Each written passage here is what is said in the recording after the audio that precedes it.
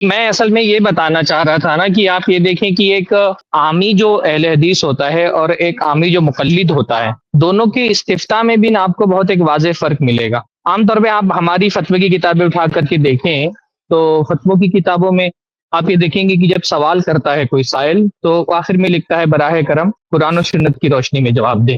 عمومی جو ہے نا آپ کو ایک جملہ ملے گا، اور جب مقلد جو ہے نا وہ سوال کرتا ہے تو اس کا مطالبہ ہی یہ ہوتا ہے اپنے عالم سے کہ آپ مجھے یہ فلاں مسلک کا فتویٰ بتائیں۔ اس کا مطلب عامی کے ساتھ مسئلہ یہ ہے کہ اس کو قرآن و سنت کی روشنی میں سوال کرنا چاہیے اور جواب طلب کرنا چاہیے، پر جو مقلد عامی ہوتا ہے نا وہ قرآن و سنت تلاشی نہیں کر رہا ہوتا ہے، وہ تو باقاعدہ یہ چاہ رہا ہوتا ہے اور یہ مطالبہ بھی کر رہا ہوتا ہے کہ حنفی فقہ کی روشنی میں جواب دیں یا شافعی فقہ کی روشنی میں جواب دیں یا حنبلی فقہ کی روشنی میں جواب دیں۔ تو آپ سوالات میں بھی عامی کے دیکھیں گے نا فرق ہوتا ہے، اور اس کے بعد جب آپ جوابات دیکھیں گے اس میں بھی فرق ہوتا ہے۔ آپ اہل حدیث فتوی کی کتابیں اٹھا کر کے دیکھیں، آپ کو قرآن سے دلائل ملیں گے، سنت سے دلائل ملیں گے، اور اس میں پھر آپ کو جو فہم ہے اس کے لیے علماء کا حوالہ بھی مل جائے گا، لیکن جو بنیادی دلیل ہوتی ہے وہ قرآن و سنت سے ہوتی ہے۔ آپ مقلدین کے فتاوی اٹھا کر کے دیکھیں تو آپ محسوس کریں گے کہ دلائل بنیادی طور پہ قرآن و سنت سے نہیں ہوتے۔ جیسے احناف کی آپ فتوی کی کتابیں اٹھائیں تو آپ دیکھیں قدوری، شامی، در مختار، انہی قسم کی کتابوں کا حوالہ ہوتا ہے۔ تو عامی جو ہے وہ تو ایک سلفی عامی، ایک اہل حدیث عامی اور ایک مقلد عامی کے استفتاء میں بھی فرق ہوتا ہے۔ سلفی اس کو تربیت یہ دی گئی ہے نا کہ قرآن و سنت کی روشنی میں دین پر عمل کرنا چاہیے، تو وہ قرآن و سنت کا متلاشی ہوتا ہے، جبکہ مقلد جو عامی ہوتا ہے وہ قرآن و سنت تلاشی نہیں کر رہا ہوتا ہے، وہ تو اپنے امام کا مسلک تلاش کر رہا ہوتا ہے۔ بارک اللہ فیکم۔ بالکل صحیح بات، جزاک بہت ہی اللہ بہترین اضافہ کیا شیخ سرفراز نے۔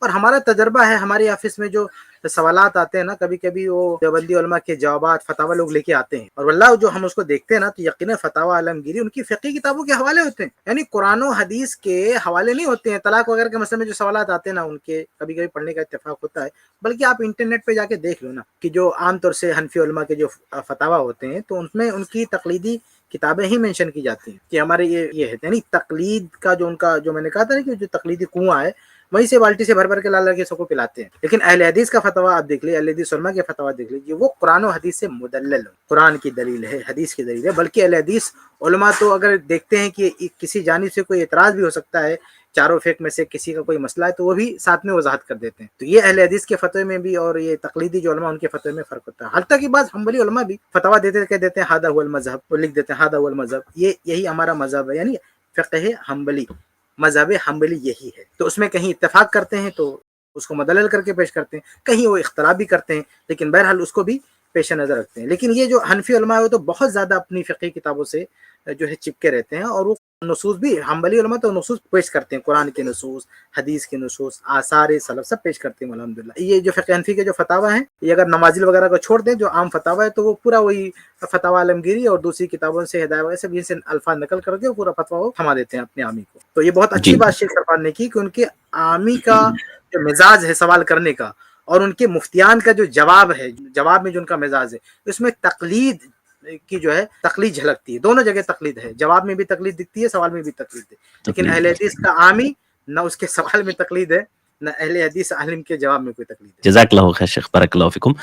بہت شکریہ۔ ایک عام شبہ جو بہت سارے لوگ کہتے ہیں اور بہت سارے لوگ سوالات کرتے ہیں اس سے متعلق، اور مطلب یہ کیسا ہے نا بنیاد کے طور پر ہے۔ اس کلپ کی فل ویڈیو دیکھنے کے لیے ہمارے چینل پر ضرور آئیں۔ آئی پلس ٹی وی نے ایک نیا یوٹیوب چینل شروع کیا ہے جس کا نام ہے آئی پلس ٹی وی اختلاف کا حل۔ اس چینل پر صرف اختلافی مسائل پر ویڈیوز آئے گی، لیکن دلائل کے ساتھ اور بھائی چارگی کے ساتھ۔ آپ کو میں دعوت دیتا ہوں کہ آپ بھی ہمارے اس چینل کو سبسکرائب کریں، ہماری ویڈیوز کو شیئر کریں اور نوٹیفیکیشن آئیکن کو آل سلیکٹ کریں تاکہ آپ کو ہماری ویڈیوز کا نوٹیفیکیشن مل سکے۔